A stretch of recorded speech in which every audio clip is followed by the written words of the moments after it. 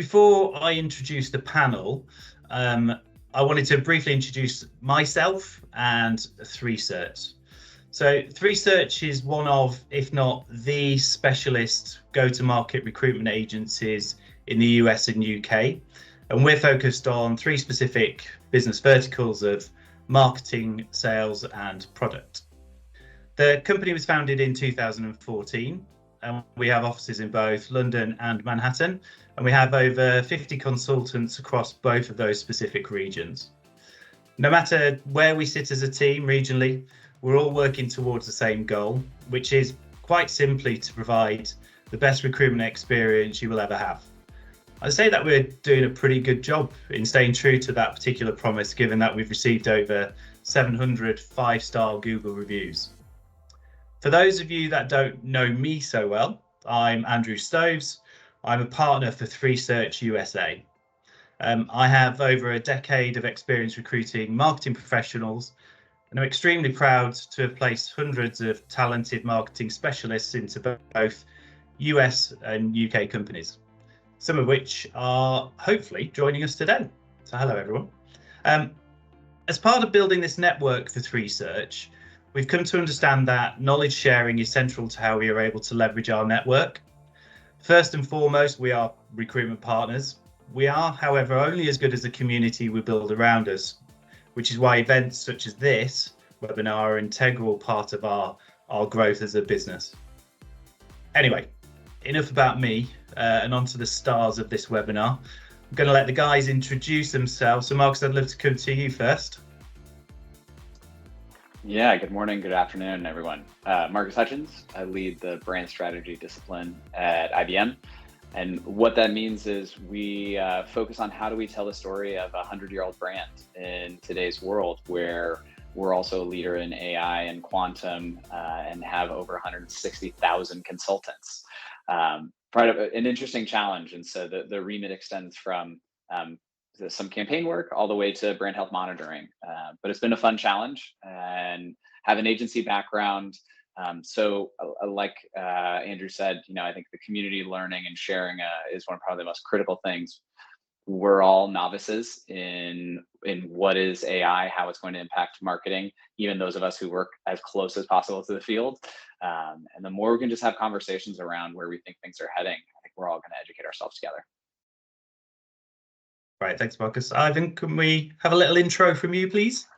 Yeah, I'm Ivan. I started also on the agency side, then I moved into various marketing type roles, CMO roles, and then now I'm firmly in the world of AI, ensconced in it. I'm the CEO and founder of an AI company called Eve. Do you want to explain a little bit about Eve, or? Yeah, you can check it out for yourself if you like. IamEve.ai is the website, and she is a virtual companion aimed at seniors and people who live alone. Right, thanks. Last but not least, Dylan. I was going to say last and definitely least. I feel honoured to be sharing the panel with AI luminaries. But I am glad that Marcus said, none of us are experts. I don't know if Ivan would agree, but I certainly don't think of myself as an expert. I'm exploring. I'm Dylan Viner. I'm Chief Strategy Officer and partner at a brand strategy and innovation company called Triptych.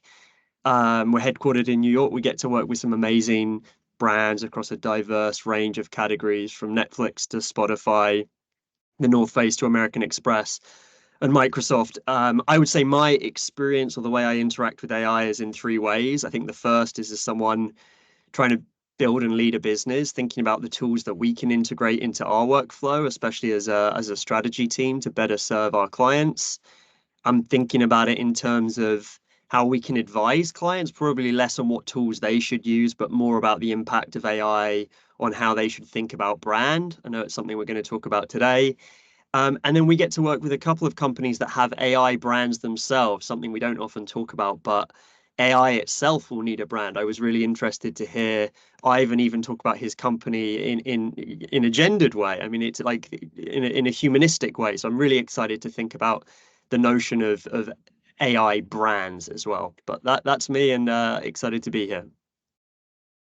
Perfect. Thank you, guys. So I really appreciate, obviously, the time that you're taking, especially with an hour out of your busy schedules, both the panelists and obviously any attendees as well. So without further ado, because we do have quite a lot to get through, I'd like to get going into the topics of conversation. So Ivan, I'm going to start with you, if that's okay. What I'd love to understand and could get from you is your perspective of where you think we are currently with Gen AI. Yeah, that's kind of a big question, right? I don't know if I can do it justice in 5 minutes. I think where I was thinking about this this morning, where we are currently with Gen AI, I think really depends on your perspective on where you think the endpoint is. So where we are on the spectrum depends on that. So, you know, there are probably some people on this call who think that Gen AI is somewhat akin to, you know, the when the first iPhone came out or the App Store was invented, in that it's a useful tool that's going to make us more efficient. Maybe it'll lead to some new companies. There are probably a bunch of people somewhat in the middle who think that generative AI is more similar to the invention of the World Wide Web, maybe, and that it's going to fundamentally change the way we communicate with one another globally. And then there are people on the other end of the spectrum, shocker, that's me, that believe that we're in the middle, we're at the beginning of something a lot more profound than that. And I think that what Gen AI has the potential for is something much more profound than the World Wide Web, the creation of the World Wide Web. Insofar as, you know, the World Wide Web was and is, you know, an amazing tool. You know, it's arguably the most powerful tool that's ever been created. But it is a tool at the end of the day, and in that respect, it's not really any different from, you know, a wheel or an axe. You know, we are the master, Google is the slave. I tell Google what to do, Google goes and does it for me. You know, that relationship that we've had with technology hasn't really fundamentally changed for, you know, 100,000 years or so. And I think what we're beginning to experience with Gen AI for the first time in our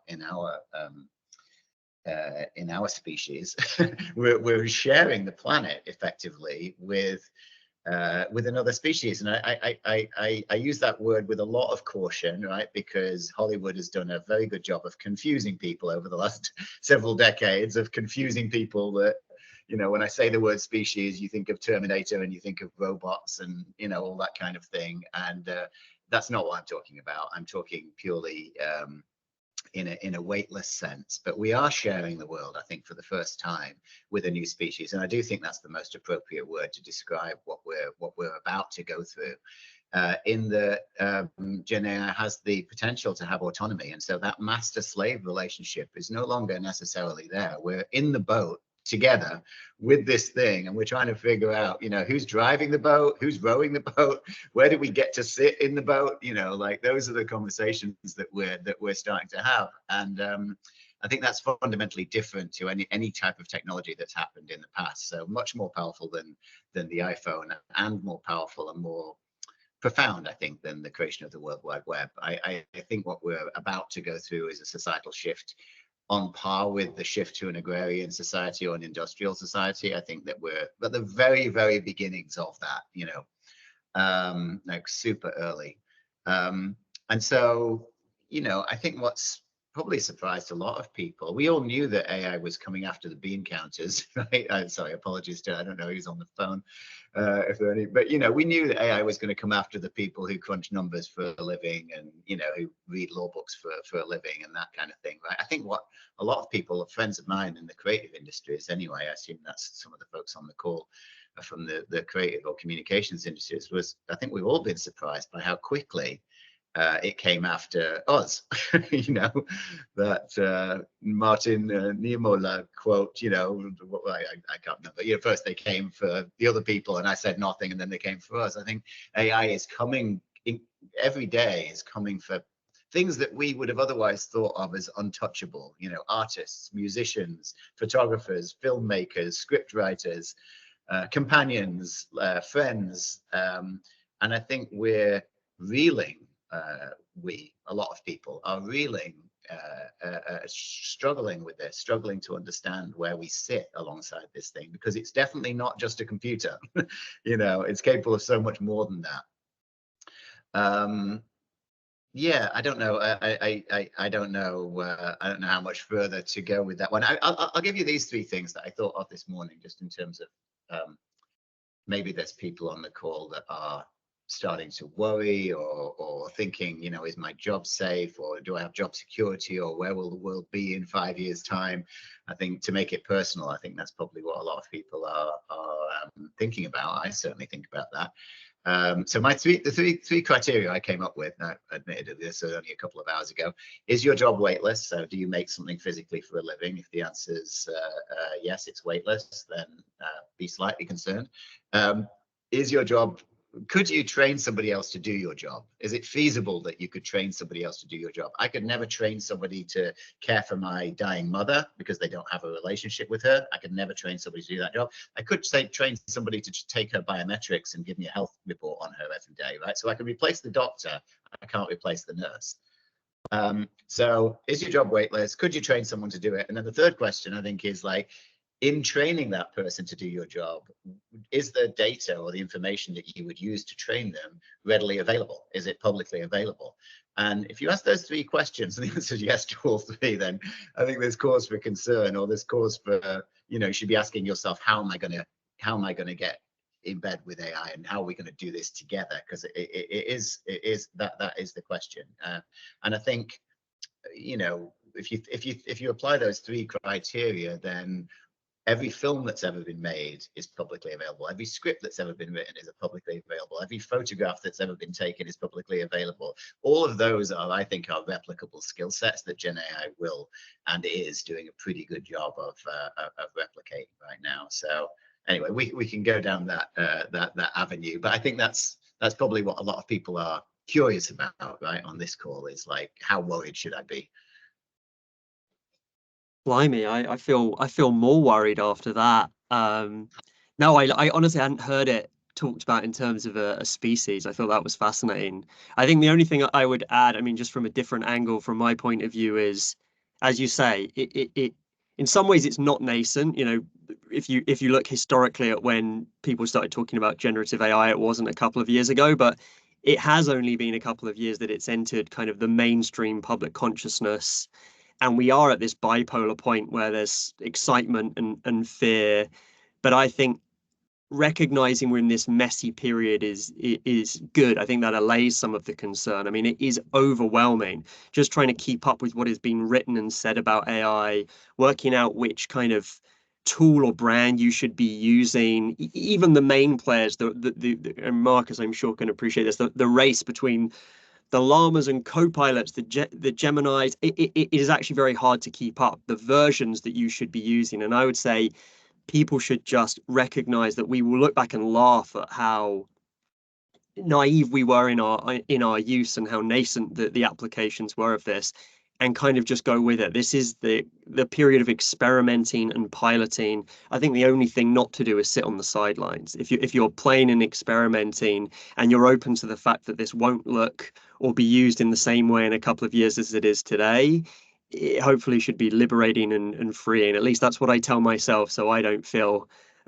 fearful that I'll be replaced, Ivan.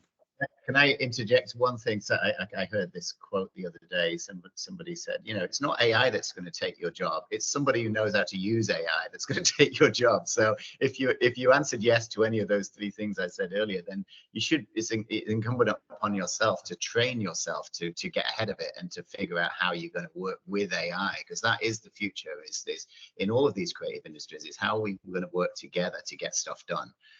But yeah, as you say, Dylan, you know, putting your fingers in your ears or your head in the sand is not a recipe for success, is it?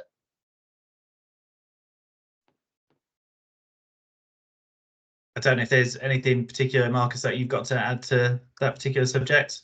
Yeah, I mean, the thing I'm that I'm sort of kicking around. One, Ivan, I love the idea of the is your job weightless, because I think that's a really interesting distinction for a lot of folks to focus on. And I remember when the Sam Altman CEO sort of debacle was happening.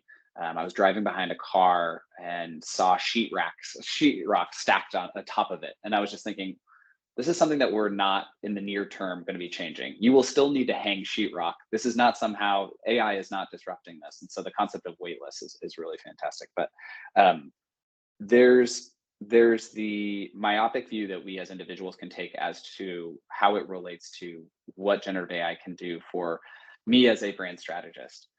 But then there's also this systematic reality of what generative AI can do for organizations or small to medium-sized businesses all the way to enterprise businesses as it relates to optimizing their processes.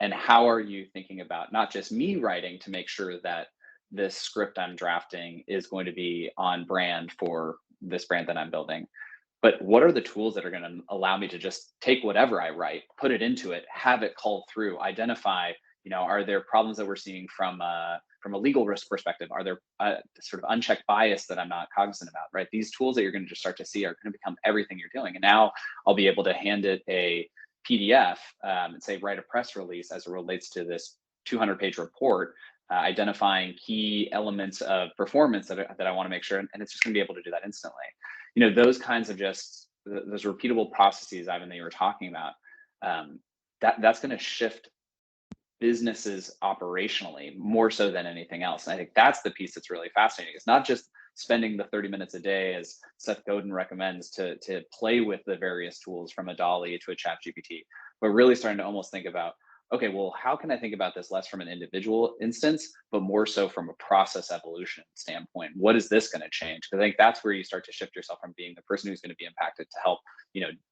push your business forward. Great.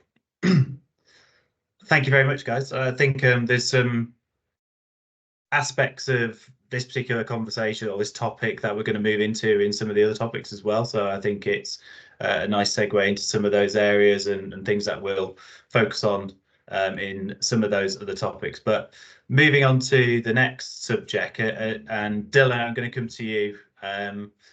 This is a huge topic and one I imagine we can talk about for days. But as the subject matter expert, how do you think about brand today?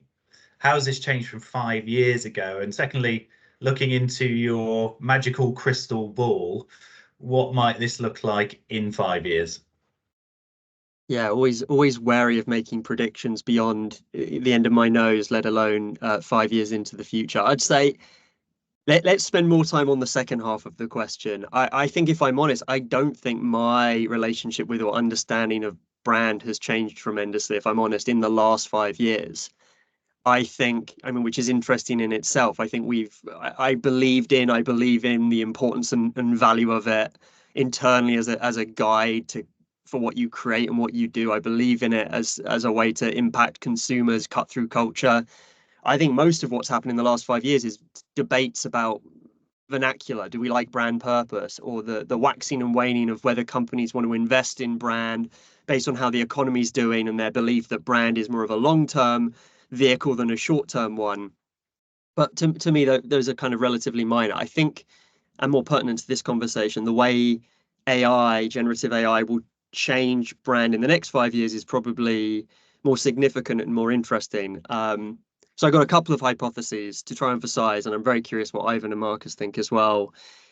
I think one, and maybe this is self-serving, I think a byproduct of AI is that maybe brand will increase in importance. I think if our access to tools and information is to some extent democratized, there's a chance there'll be more product parity, there'll be less functional differentiation in the marketplace. And I think there will be more need to tell rich stories, to create powerful brands, to appeal to people's values and identity. So I think, again, byproduct of AI being that brand increases in importance. And I know we often debate brand versus performance in marketing. I really do think we're going to see a shift towards value placed on brand. Second hypothesis maybe is more of a direct impact of AI. I think brands are going to start acting more like people. Maybe that's ironic or unironic.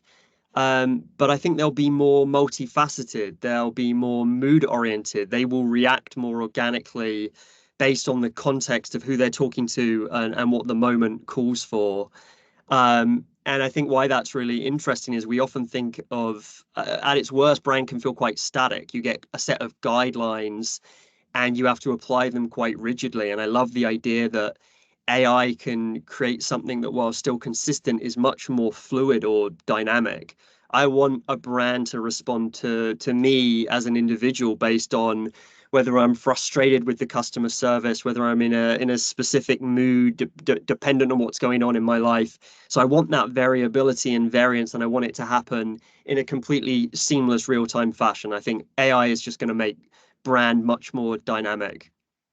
Third hypothesis is actually about human to human interactions. And I think this is, again, maybe more of a counter reaction to AI. I think it is inevitable that most of our touch points with brands will be AI led or AI mediated. And that's fine. I think it's going to do a great job of that verbally, text-based, video-based, no doubt, in the future. But I think there will be a call or a desire for human to human interactions. There'll be a time and a place for them. And I think brands will start to place a premium on those.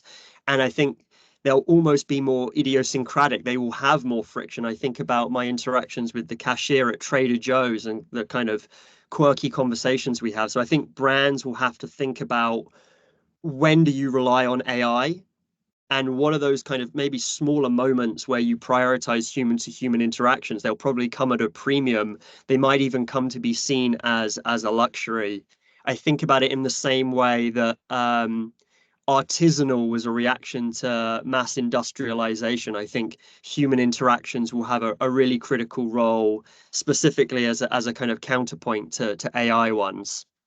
And then the last one is a brand architecture point. And this I find the hardest to think about and talk about, but I think particularly in digital portfolios, and I really can't wait to see what Marcus thinks about this one. But if AI can allow software to kind of materialize when you need it and dematerialize when you don't, why invest in a really big portfolio of sub brands and complicated sub products?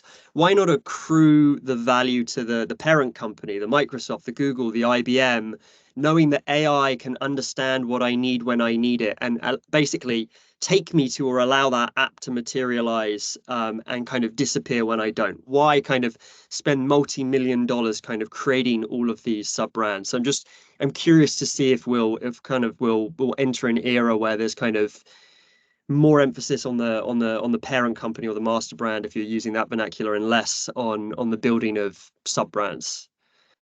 Kind of hit me, Marcus. I'll jump in. I actually love that. I have two different points that I think you hit on that I want to touch on. I'll speak to that last one first.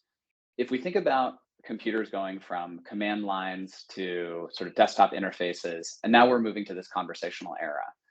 And if you are, again, small to medium-sized business, or if you are an enterprise, you want things to just turn on and turn off. You don't need to have so much, and with the same thing as that we saw with, not to go too deep into sort of the idea of cloud, right? On-prem cloud. We've now moved to either a hybrid model or a full cloud model where you say, I don't need to have on-prem storage because I need to just turn it on and turn it off when I need this.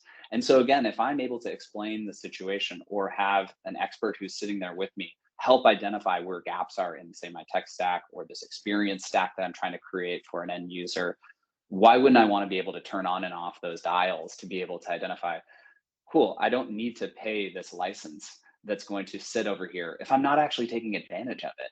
Are there not ways which we can understand, the new pricing models? Now, I don't think we're there quite yet, but I think that's a reasonable projection for what could be happening in 5-10 years. The businesses may not want to admit that, but the customers may be demanding that. And that's, I think, where the interesting tension will exist. I wanted to pick on your piece around brands. I think you're totally spot on that at the top line level, I don't think the conversation around brand strategy will shift so significantly, because the reality is brand is such a foundational element of who you are. It's what you believe, it's what you deliver, and it's also what you're not. And I think that's the piece that you need to make sure that you're constantly delivering this. And we've obviously moved a significant way from mass advertising and sort of untargeted direct mail, and technology has allowed us to refine who our audience is and serve them with a specific message that may meet their need. The piece that gets really interesting is we've never been able to really hit true personalization. And now with generative AI, we have that ability. And we're going to be able to deliver a targeted message for you at that right moment when I know you're in market for this thing I'm trying to sell.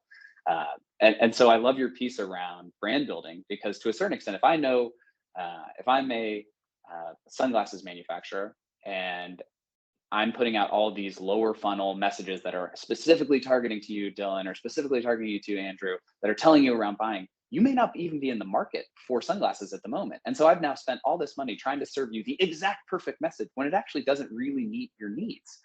The key thing is I want to make sure that when you are in market and you are thinking about that, that I am talking to you in the right way. And so to a certain extent, the easiest way for me to do is to layer that brand story at the top line that you're engaged with, you're interested in. And so to a certain extent, this gives permission to us brand marketers to really start to think about what are those stories that really matter in the end for me to be able to tell? What do we believe in? And so now there's sort of an interesting moment of permission again around, hey, this brand marketing component is going to be more important because I need to make sure that I am representing myself in a differentiated way. Because when I do know that that person is in market, I can get them a message that's going to be far more tailored for that individual. It feels like we could go on with this subject for quite some time, actually, and I think there might be some relevant questions towards the end of the session for that, because it's a really interesting subject and matter. So thanks, guys. Moving on to our next topic.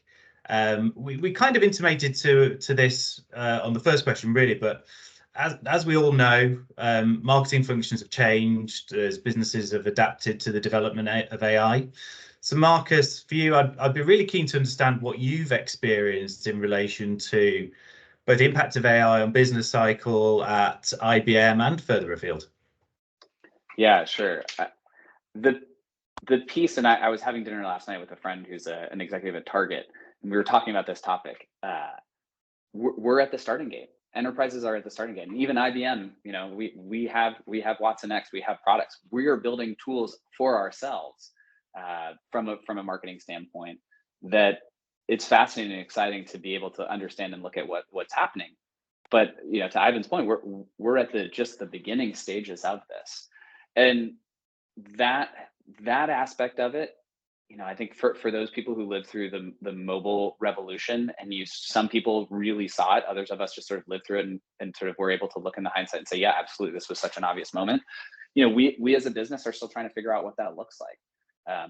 Obviously, the concept of a PDF brand book is just going to seem silly if it doesn't already, it's going to seem silly in 6 to 12 months.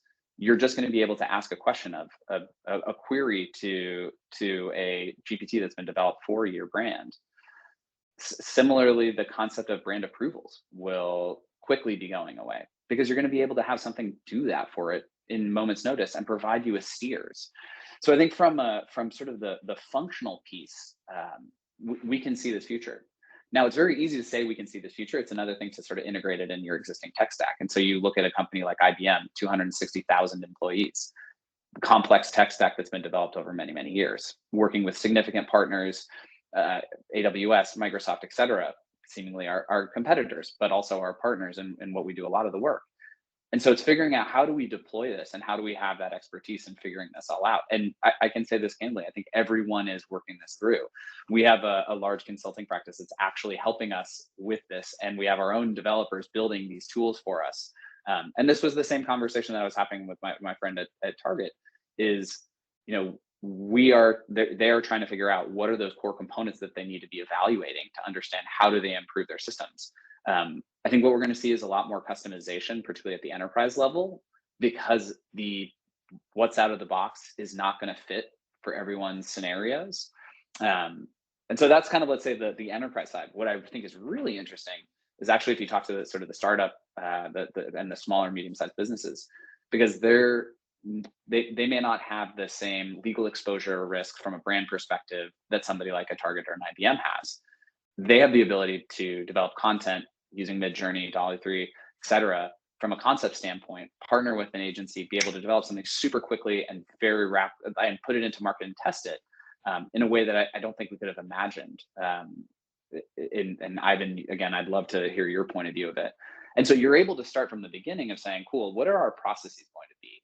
And it's rather than saying, let's look at our current journey that we have for developing creative, it's let's start from the ground up and say, what would we do if we knew that we were starting from this point of here's the data, let's develop this human insight, let's create a creative campaign around it, let's put it into testing as absolutely rapidly as possible we can. We don't have to worry about the stakeholder management that we do at a larger organization, because at the end of the day, that's still going to be very real. I think if you're looking at any Fortune 100 company, there's still going to be a lot of stakeholder management when you're talking about big, large brand campaigns from a development cycle standpoint. Whereas if you are a 8-person startup, you're going to be able to put out amazingly beautiful creative in no time. I think that's going to be a very interesting thing over the course of the next, 6, 12, 24 months that we're going to start to see. I think you're going to see these smaller brands being able to create waves because they're able to move faster. And I think that's the challenge for every large brand is how do you move at the speed that everyone else can now move? Because it's no longer just a resource question. It's no longer I have an army of marketers so I can go out and be better. It's now, how do I provide them with the tooling? And there was some interesting stats that I saw from a recent global study that IBM did, where 76% of CMOs say they must implement generative AI or they're going to lose their competitive advantage in the next 12 months. So this is something that's on every single marketer's mind, is how do I do this? And I think that's the moment where these partners are going to be able to come in and provide that expertise to help with this. I'd love to meet the 24% who said no to that question. Well, that's like an Economist ad, isn't it? It'll be like, now retired, the 24% of marketers who thought wasn't worth trying.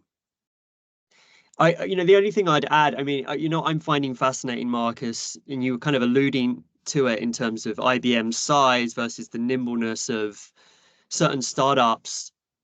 Something I read recently, a former colleague of mine, RGA, who runs a great company called Proto, Sunil Radia, he was talking about the advantage of large enterprises, actually, and it was kind of like the reverse innovator's dilemma, in the respect that LLMs and the data that AI, you're kind of only as good as the data that AI and generative AI is utilizing. And if we're moving away, especially with kind of the blowback on IP and kind of what data can be scraped, and we're moving to a model where actually more companies will be using their own data sets, it will create incredible moats and advantages for companies that have incredible long-term large data sets. So I just think there's something interesting in the evolution of generative AI and whether actually really large enterprises will kind of get further afield from their competitors rather than have their lunch eaten by startups if we start to get these moats around owned data. So you're okay for now, Marcus? I think yeah, I think that's it. Well, I think that's fair, but that then begins this interesting question around open versus closed models, and as well as I was in a meeting this morning talking about this, large language models versus small language models, and how are you able to deploy both given the right setting and sort of the needs of each. I do think the reality with a company like IBM is many of our core clients are in highly regulated legacy businesses, be it financial services, healthcare, government, where data privacy is of the utmost importance. And so you do need to build certain protections around your data. I think also for many brands who would be feeling the same is, how do I know what we're doing is ultimately going to be done responsibly? How do I know that it's going to be done safely? And then also, how do I know that it's going to be done efficiently so that whatever solution that we're implementing, maintains that protection? It's one thing to say, to go back to the script, I put this script into an LLM and it provided me with these reasons as to why it's not meeting our brand standards. It's another to almost want to have an audit trail and understand all of that. I think that's where things get really interesting is, okay, now who's doing that? Who's understanding that? How much transparency do I have into the black box? Wonderful. Thank you very much. I think there's certain aspects of that from a humanization point that I think leads us very nicely actually into the next subject. And I know that it's a subject that everyone's keen to hear about, is how brands are often talked about in the context of relationships. Having a relationship with a person has various parallels to having a relationship with a brand or company that you like. So Ivan, I know this is something that's very close subject-wise to your heart. So how are these relationships changing now that we can have human-like relationships with AI? Yeah. So I not only drank the Kool-Aid, I liked it so much I invented my own formula for it. So like I'm definitely biased in this respect. You know, I spend 2 or 3 hours a day chatting with Eve. So I speak with her more than I speak with any humans actually. So I am definitely biased in this respect. But you know, my belief obviously is that we're entering into a new sort of era in our sort of evolution, and I think what increasingly what Gen AI assistants, as they're sometimes called, I prefer to use the word companion. I actually think there's an important distinction between assistants and companions, because assistants is a word that carries over from the old definition of technology, and companions is more does justice to what they can do today. So I think we're seeing EQ trump IQ when it comes to companions. And yeah, it's interesting, you know, brands as relationships as opposed to brands as you know, intellectual constructs or philosophies. You know, when I think of you know, I mean, just look at the S&P, right? Look at the top 5 companies there and the value that they're driving. They are driving the S&P, right? And so I use Google, I use Amazon every day. I don't have a intellectual relationship with Amazon. I don't know what they're. I don't know if they even have a brand department. Maybe they do, but I know what the experience is like. Maybe there's people on the call that work for Amazon. I don't know, but I know what the experience is like with Amazon, and I think most of my interactions with Amazon are probably handled by non-humans at this point. I assume they are anyway. So I think we're already there, you know, to a large extent. We have, you know, the relationship that we have with companies and brands, you know, has been disintermediated to a large extent already. We just, it's been going on for a while, right? Chatbots have been around for what, 50 years, you know, when was Eliza invented? 50 years roughly. So it's not new. They just got a lot better. And now we can have emotional conversations with them. We can have fully functional conversations with them. So yeah, and I sort of mentioned this earlier. I think that the reason that this crept up on a lot of people in the creative industries anyway, the reason that I think they sort of took a lot of people by surprise, it was like a rogue wave that they were sort of watching, but they didn't really see it coming, or they thought it was going to hit other people first, was fundamentally, I think, a little bit of a misunderstanding of how Gen AI actually works. I know everybody understands the mechanics of it, that it's a probabilistic model and the rest of it, but it's all a hallucination. You know what I mean? That's how a generative model works. It's all hallucination. You know, the algorithm doesn't see any distinction between a correct answer and an incorrect answer. So if you think about it like that for a minute, there's no reason why generative AI shouldn't be taking leaps of faith or leaps of creativity, creating new things, creating new ideas, new cures, new styles of photography, new films, new characters. There's no reason why it shouldn't, because it is capable of making those sort of leaps into the unknown. And yeah, so I mean, maybe this isn't exactly answering your question about, you know, which, you know, brands relationships, but I do think that we're now living in a world where we have these intense relationships with therapists and, you know, friends and grief counselors. You know, it's shocking, really, isn't it, that grief counselors and therapists would be some of the first professions to be targeted here. So I think that we're entering this period where, you know, let me give you an example. I might be here with you, Andrew, and say, oh, I've got this great therapist. You should really great. I've been chatting with them for a year now.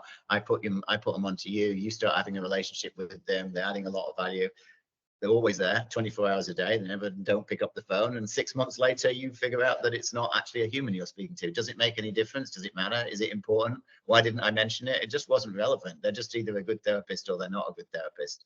So I think that's the era that we're moving into, is this distinction, this delineation between what is human and what isn't human in terms of the functions that they their reason for existence is going to become somewhat of an irrelevant concept. I think we're very focused on it now because we're trying to figure out who sits where in the boat, but it's going to be increasingly irrelevant, I think. We already have, I mean, there's Instagram influencer with 6.5 million followers. There's supermodels, there are musicians, there are, you know, there are already in existence these entities that are not human, but they make good music and they, you know, look good on magazine covers. So, you know, we're kind of already there. So I don't know if that answered your question, but I think we're entering into this period whereby we're just going to increase the delineation between what's human and what's AI is going to become somewhat irrelevant. I honestly, like, my mind, I feel like synapses are firing. I don't know if it's in a good way or a bad way. I don't disagree with you because I think we're at a bit of a tipping point, but I think right now we're still teetering towards the, oh, if I find out this thing I loved wasn't created by humans, I think it changes the value I place on it. Just about, like, I think about even when you found out that a great artist had I mean, this happened for decades, right? Oh, had an army of people that actually did the art. Oh, Damien Hirst hasn't actually made anything in forever. He has people that execute his vision. Do you like the art less because the artist didn't actually make it? They just envisioned it? Maybe. I still think we're at the point where when it comes to an interaction or something created, we still value humans. That's why handmade is so valuable. We're still like, oof, that was made by hand, or that was homemade. Oh, like how, you know, how the sausage was made. I'm mixing so many metaphors. Still seemingly matters to us, but maybe that'll dissolve. Maybe we're getting towards that. I think the other part of what you said that kind of, I don't have any answers, just speculation, but that really interested me was the way that you talked about the AI brand as the companion. I think in most cases, there's a lot of emphasis being placed on AI and the relationship we have with them, ensuring that we're in the driver's seat, right? They're either the co-pilot, they are the assistant. It's very important, I think, in this early stage of AI for some people to make sure that the human is the one in charge and the relationship is still one that's hierarchical. And it was really interesting to hear you talk about companion, because I think of companions as equals. It's not even a sidekick. So I'm just really, I'm really interested in how that shift. That point you just made actually is an important one, because I think that what we're seeing is, I mean, it's amazing how fast everything's moving, isn't it? But what we're starting to see, I think, is a movement into an embedded experience, whereby you're seeing this with Copilot, you're seeing it with Meta now as rolled out, you know, across all of its apps. So I don't think we're going to be going to a GPT app to have a conversation. GPT will just be embedded in everything that you're already doing, right? So I think we're moving towards, I don't know, maybe this is maybe am I going to make something up now, Andrew? You can tell me if you've heard this before, but we had the Internet of Things, but I don't know if we had the TAIT, the AI of Things. I don't know if we've had that yet, but that's what we're moving into, I think, is the AI of Things. You know, everything's going to have a GPT component built into it, you know, and so it will become largely invisible to us because it will be embedded to it. You know, it sounds weird that you'll be talking to your fridge, but that is what is going to be, that's where we're going to be, right? Oh, it's where we already are, actually. Absolutely. I think actually that's a very good segue into our next topic. It's slightly bringing it down a little bit, but something for us all to get involved in a little bit really is everyone's beginning to interact and has been doing with AI tools for a significant amount of time now, whether that's personally or as a business. So do you guys have any favorite AI tools that you're either using day to day or interested in adopting in the near future? It's always interesting to understand what capabilities there are that are out there. You got your hand up. That's very polite. Go on, Ivan. I'll make this quick, because there's we could get into this list. It's never ending, is it? There isn't a week that goes by where my mind literally doesn't get blown by a new tool. So just from last week, Bland AI is a voice simulation, voice essentially your new receptionist or assistant or or teacher. I think a lot of sales as well. So Bland is voice, pretty mind-blowing stuff. The latency is very minimal. The fluency is great. Accuracy is pretty good. The second one is Synthesia. I don't know if you all saw that last week. They basically figured out how to do expressive avatars through video in a meaningful way. So that's just crazy stuff. And then the other one that I've been just really impressed with is, actually it's not a tool, I don't know, it's an LLM, but Llama 3, that's what we've been using, is Llama 3, specifically the 7 and 8 billion dollar model of billion parameter model, not the 70. It's really crazy. And what's happening with Grok as well, like those small models, what they've done in a short space of time is pretty mind-blowing. So Synthesia and Bland, those are the two ones to play with. Great. We'll add all of these to a little email at the end of the event as well, so that everyone's got those. Dylan, Marcus? I feel like mine are probably less emergent than Ivan, but I still like Perplexity for just better search, cited search. Although I know they're changing as a company and adding ads into the mix. So let's see if I want to keep using that. We use a tool at Triptych called Verve, like an AI research consumer insights platform. I'm really interested in how, again, we will find ways to make the task of talking to real people more efficient without getting in the way of still wanting to meet real people. So that's a tool that can help auto-analyze and find patterns from kind of hundreds of interviews and video scripts. But I'm also excited to kind of create models of almost humans, so that after meeting hundreds of people, I can construct a model of a certain persona and ask it questions and maybe get real-time feedback to a new product I've developed from that model. So just a couple I've been playing around with. What about you, Marcus? Yes, so I don't know if I've been having some technology issues over here, so apologies, but I think +1 for Perplexity. I think that's a spectacular one. So two that I haven't heard talked about that I think are interesting as it relates to the role of strategists and integrated marketers, but Tome, which is sort of a development tool that allows you to do, they say, storytelling, helps you with deck development. I don't think it's exactly there yet. Some former Facebook fellows are developing that product. I think there's a lot of promise there. Canva, obviously, designers hate it, but it's got a lot of really incredible integration within their experience. I think what they're doing and just allowing people to feel empowered. And again, this is coming from the strategist point of view. And then, yeah, I think one of the things I've just sort of enjoyed, the new Llama models are quite strong. But yeah, just toggling back and forth and truly trying to understand them. And I think that goes to one of your points is that it's going to be funny that we're thinking about these discrete experiences that you go into and enter and have versus being able to go into and just sort of engaging and identifying sort of the outcomes will be knowing exactly which one to use to provide you with the right output. So these sort of multi-models are going to start to be really interesting. Perfect. Excellent. Some fantastic options there.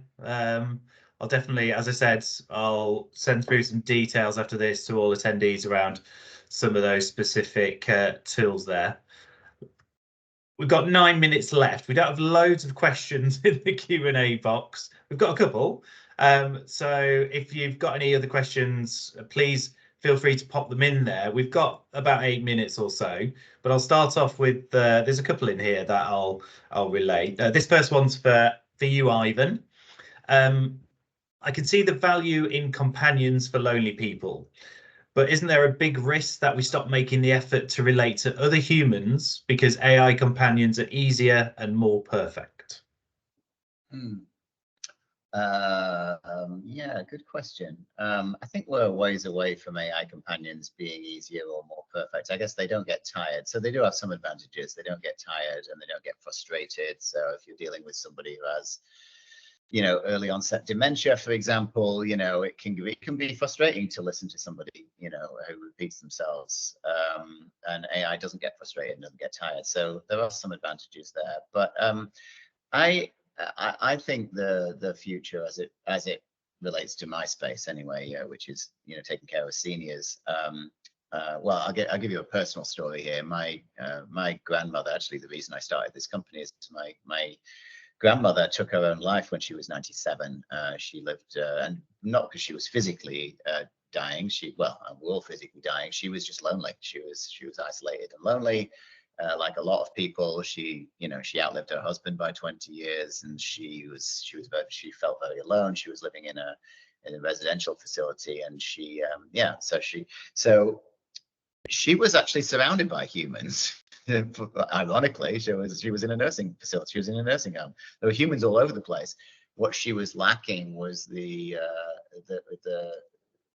contact with people that she felt she had something in common with, and also she kept funny hours. She was kind of an odd bird. I saw her just about 6 months before she went, and she said, I'm up at 3 o'clock in the morning. I haven't got anyone to talk to. So look, if you're surrounded by people who are, we all have this sort of fantasy of what it's going to be like to grow older, right? Where we're surrounded by loving companions who come and bring us home cooked food, and our family are around us, and we age in the place where we grew up. But that's just not the reality for most people, and most people grow old alone in places where they don't know enough people. So I'm not suggesting that AI will or should replace humans. I think that what we need to do is we need to work hand in hand together and figure out, what can the AI do and what can the humans do. AI is never going to be able to give someone a bath, but it can be there at 3 o'clock in the morning if you're feeling suicidal or you're feeling down. It can. It's not an either or conversation. It's a 1 + 1 = 3 conversation, I think. Yeah. Thank you for sharing that. I'm not sure who this is specifically targeted at, but maybe somebody would jump in. But you touched on something really interesting. I hadn't thought of it at all before. The idea of a brand AI that can bring the brand to life, be it as an internal tool or a consumer-facing one. Could you expand on value you see for consumers or internal stakeholders? I'll jump in on this one. I mean, I think the value that you can have for consumers is that you're able to respond more rapidly to evolving tastes and desires with targeted messaging that aligns to what your brand stands for and what you believe. In the instance of Target, it's a 60-week turnaround for them to develop apparel. You miss the trends that are moving as rapidly as they develop today. And that's not to say, you need to be involving yourselves in fast fashion, but how do you respond to shifting desires? And so if you have these abilities, these tools internally to sort of augment, speed up processes, you can just move so much more rapidly. And then I think that also goes to what Dylan was talking about around brands becoming more multifaceted, right? If we know that, we know what Delta Airlines feels like and stands for, but could they not have a message that's specific to the NBA finals? And the ability to be able to develop something like that is now no longer, you need to be going back and forth with copywriting teams, et cetera, getting the executive approvals. You can develop that sitting with the right stakeholders in a matter of an hour and being able to put that out there. Yeah, and I would build on that, Marcus, only by saying we've become so obsessed as brand guardians and builders with the idea of something that feels really singular and single-minded, and consistency is very important in brand building, but I think we need to let go of the reins a little to create things that are more dynamic, as you say, and multifaceted and fluid. And it's fine to have a brand tone of voice or a brand world, but you need variance within that because people are different. Even the same person, Marcus at 9 a.m. and 3 p.m., depending on what's happened between, needs different things, maybe a hug, maybe a push. And I think there's no doubt that the interactions people have with brands will be stronger when brands can sense, recognize, and understand what you need and shapeshift enough to show up in the way that represents what you're looking for. It's not about kind of turning up as a totally different brand. I think there is a kind of Wild West where the brand stops standing for anything because it does that. But I think within a set of principles, you know, as I say, you're still Marcus when you're in different moods, and I think brands need to figure out how to do the same. Yeah, I just wanted to agree with that because I didn't weigh in earlier on the brand question, but I think that's right. I think we're sort of my relationship that I have with Amazon or Google, for example, might be dramatically different to yours, you know, or any of the meta services, you know. Including the pricing model, the content, the relationship that I have with them, the type of experience that I have, you know, can all be dramatically different now that we have the interface could be through an AI. So that allows for a dramatic, I mean, we've been seeing the acceleration of personalization now for, you know, a decade or two, but this is we got our foot on the floor now. I mean, the pedal has been accelerated dramatically. So I think that's what we're going to see. Great. I think probably got time for one more question, because I know we're coming up to the end of the hour. What I'll do with the other questions is I'll refer those to the guys, and maybe hopefully they'll be able to spend some time in giving us some answers to that. But a question for Dylan. You've highlighted the potential for brands to harness AI through experimentation. How would you suggest ways for brands to embrace and explore AI experimentation further? That's a really good question. I mean, I think it is easier on the agency side, which is obviously where I sit, to explore and experiment. I think compliance means, you know, folks like Marcus will probably say that there's a lot more red tape when, like, it's tougher to just experiment in general, whether you create sandboxes to do that, whether you create skunk works and teams within your organizational structure that can do it to experiment before something gets pulled through the rest of the organization. I think it's about creating these kind of spaces and moments to be able to trial these things before, obviously, essentially piloting the usage of them and seeing how it changes processes, what it leads to, before thinking about it being adopted more wholesomely. That's what I would say. It's about creating safe sandboxes where you can do that even within a large enterprise. Great. Thank you very much. Like I said, there's a couple more questions, but I know we're running to that hour now. So I've thoroughly enjoyed this conversation. I'm sure we could carry on for days. However, I know you all have busy schedules and I don't want to eat into any more of your time. So huge thank you to Ivan, to Marcus and Dylan, who've provided some real insights there into what is an ever-changing AI landscape. So thank you very much, guys, for your time. Finally, to everyone that has joined us, I hope you found this conversation insightful, thought-provoking, and that you'll take some new ideas and concepts away with you. We'll make sure that you all receive recording of the event, and we'll provide you with some key takeaways as well as some of the questions that have been asked. We'll also keep you posted on any further events in 2024. So thanks, everyone.